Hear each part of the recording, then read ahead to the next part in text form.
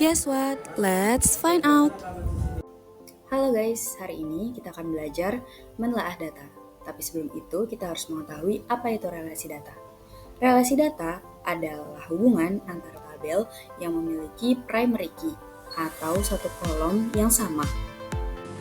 Jenis relasi dibagi menjadi 3. Yang pertama, one-to-one. Contohnya, satu orang hanya memiliki satu NIK. Yang kedua, one-to-many. Contohnya, satu pelanggan, banyak transaksi. Yang terakhir yaitu many-to-many, contohnya siswa dan mata pelajaran. Untuk melakukan relasi data, kita dapat menggunakan entity relationship diagram. Yang pertama adalah memasukkan item apa saja yang ada di data kita ke dalam kotak. Kita dapat menambahkan kolom dengan mengklik kanan dan mengklik add kolom. Masukkan semua data yang kita perlukan dari semua dataset yang kita gunakan. Kemudian, kita bisa pilih primary key dari tiap-tiap dataset dan memilih jenis relasi data, one-to-one, atau one-to-many, atau many-to-many. Hal ini bisa kita lakukan pada lebih dari 2 dataset. Setelah merelasi data, kita akan melanjutkan dengan menelaah data tersebut. Setelah mendapatkan data-data yang telah kita cari kemarin, kita dapat menggunakan data tersebut untuk kita telaah. Untuk memudahkan analisis, kita dapat menggunakan pivot table dengan memblok semua data, kemudian klik insert, kemudian pilih pivot table. Dari data tersebut, kita dapat membuat atau menganalisis rata-rata penjualan. Kita dapat memasukkan total penjualan ke dalam values, kemudian nama produk ke dalam row, dan juga menggantinya menjadi average agar kita dapat mengetahui rata-ratanya. Setelah itu, kita dapat membuat chart dari tabel tersebut menggunakan bar chart atau chart lainnya yang dapat memudahkan memvisualisasi data. Dari data tersebut, dihasilkan analisis berupa rata-rata penjualan tertinggi dimiliki oleh kategori produk home and lifestyle.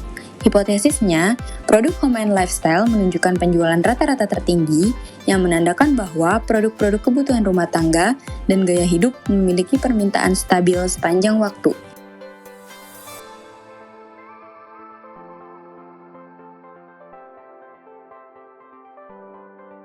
Selanjutnya, data tersebut dapat juga kita telaah pada rata-rata penjualan, pada setiap cabang, dan setiap bulannya. Data yang dimasukkan adalah branch atau cabang, kemudian bulan, dan juga rata-rata penjualan. Dari data tersebut dapat kita jadikan bar chart. Dari bar chart tersebut dapat dilihat bahwa rata-rata penjualan pada cabang C tertinggi di bulan Maret dan pada cabang B dan A di bulan Januari. Kemudian, hipotesis yang didapatkan adalah setiap cabang memiliki periode penjualan terbaik yang berbeda. Cabang C mencapai puncaknya pada bulan Maret, sedangkan cabang A dan B pada bulan Januari. Perbedaan ini mungkin disebabkan oleh faktor lokasi, promosi, atau perilaku pelanggan di masing-masing area.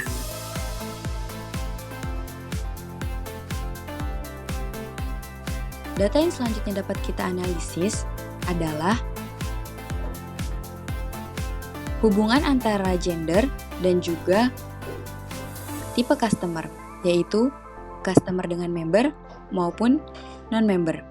Yang dapat kita masukkan ke dalam tabel adalah gender, tipe customer, dan juga jumlahnya.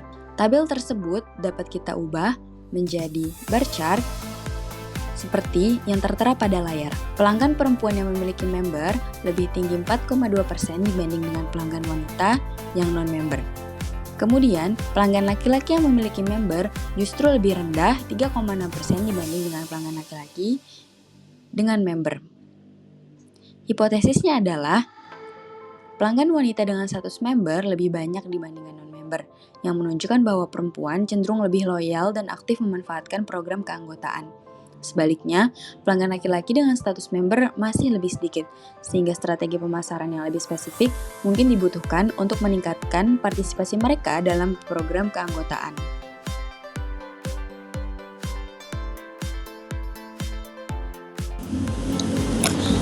Data yang selanjutnya bisa kita telaah adalah hubungan antara tipe customer non-member dan member dengan tipe pembayaran yang mereka gunakan, yaitu cash, credit card, atau e-wallet.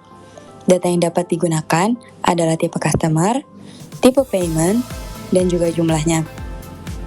Data tersebut dapat kita jadikan bar chart untuk memudahkan visualisasi.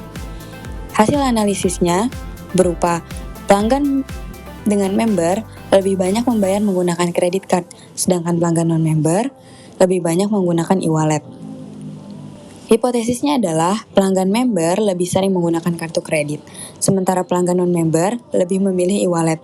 Ini bisa menggambarkan perbedaan gaya belanja dan tingkat kenyamanan antara kedua kelompok pelanggan. Nah, sekarang jadi tahu kan bagaimana menganalisis data, membuat hipotesis, menggunakan Excel, membuat chart, dan yang lainnya. Selanjutnya, tunggu konten menarik lainnya. So, see you next time!